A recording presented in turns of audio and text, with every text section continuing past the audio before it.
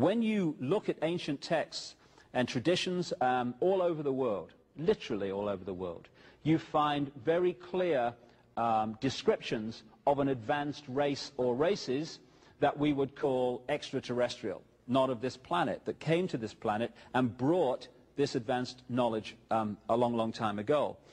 Some of the most famous examples of this are what have become known as the Sumerian texts or tablets. They were found in what we now call Iraq in the last century, about 1850. There's thousands of them.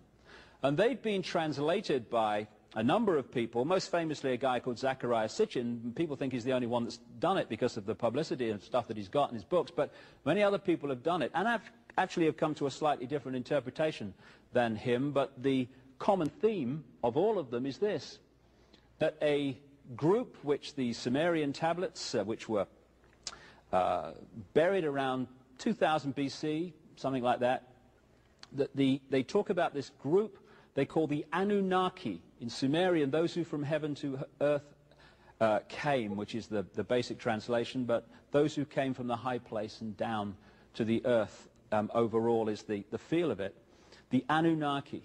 And when it talks about these Anunnaki and the tablets and stuff, here's an example of just one of the so-called cylinder seals that were found among them, depicting various things. There are some remarkable points and areas of text and evidence that you can see. First of all, there is remarkable knowledge in these texts of planetary, solar system, universal, astronomical knowledge that has only been confirmed in this century, and sometimes even more recently. In the text, for instance, they describe what Uranus and Neptune look like in a way that's only been confirmed in literally the last few years. They depict the solar system with planets that have only been found in the last century and the 20th century. How did they do that? What they say is the knowledge was brought by this Anunnaki.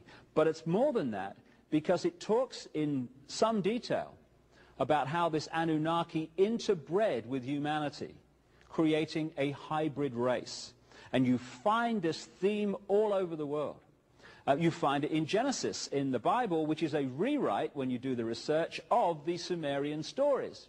So we get the theme of the sons of God, who interbred with the daughters of men. But when you take that back to the Hebrew, just one step, you find that that phrase, sons of God interbred with the daughters of men, actually says sons of the gods interbred with the daughters of men. And every time in the Old Testament you see the word God, it's translated from a word meaning gods.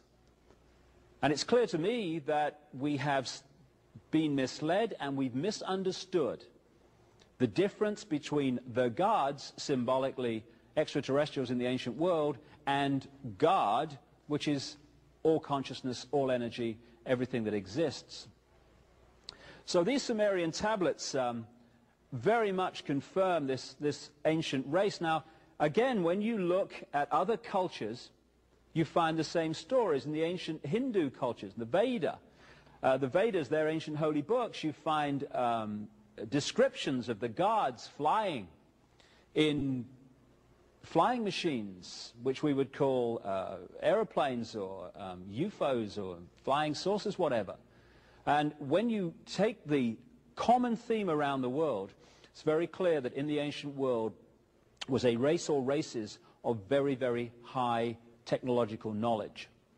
And this was the knowledge that built the pyramids. This was the knowledge that built all those ancient structures which conventional history and archaeology simply cannot explain.